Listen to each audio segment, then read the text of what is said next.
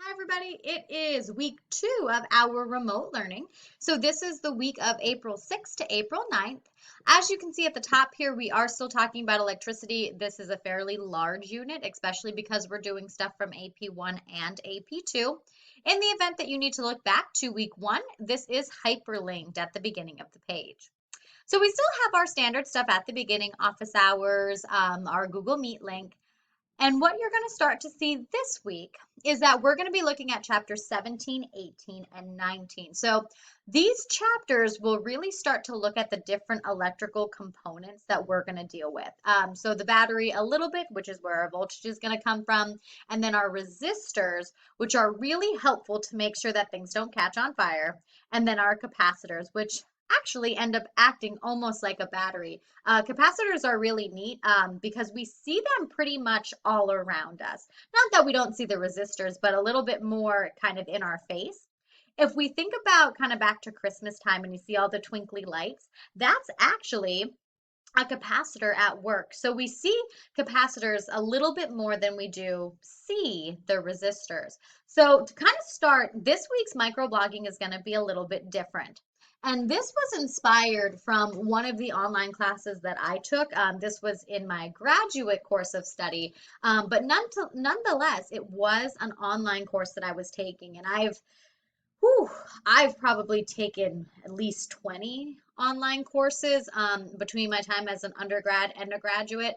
So I do try to bring you things that I saw either consistently, that I want you to kind of be aware of, the different formatting I want you to be aware of. So one of the things that was kind of consistent between I guess two of my classes was this concept of microblogging, but also in the discussion format. So what you guys are going to do is you are going to do your microblog so everybody can see them. So for 17, 18, and 19.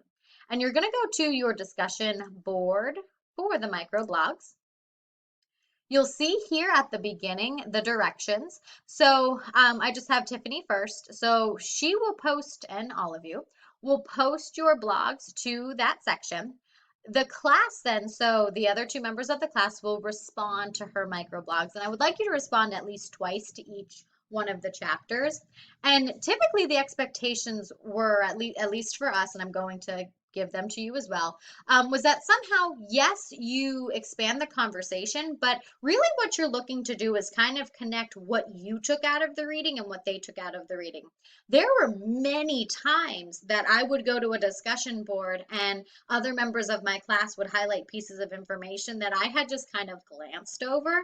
But then when I saw them highlighting it and I saw their hashtags, I realized, oh, that was actually pretty important. I don't know why I glanced over that. And that happened many times. So that's what I'm kind of hoping to get out of this is, yes, you may have glanced over something, but hopefully one of your classmates picked up on it and said, hey, I think this is important and this is why I think it's important. So really, that's one of the things that I want you to get out of this. And when you're responding, say that.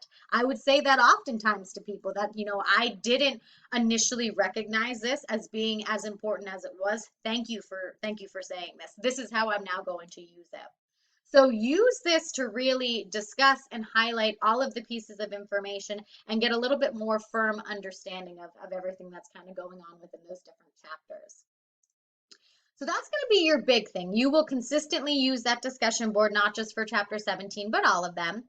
And then I do have your sections listed there, and there are book problems to do as well. Don't forget that you can check your solutions with that Giancoli answer key that's been posted online.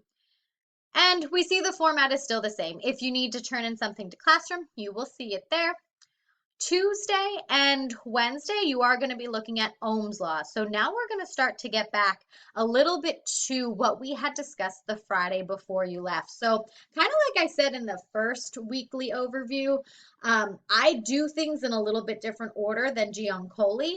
So we're kind of circling back to what I had started with. So maybe you found that you liked this formatting better. It gave you a little bit better foundation, a little bit better building blocks. But either way, now we have all of those pieces. So you will look at Ohm's law on Tuesday.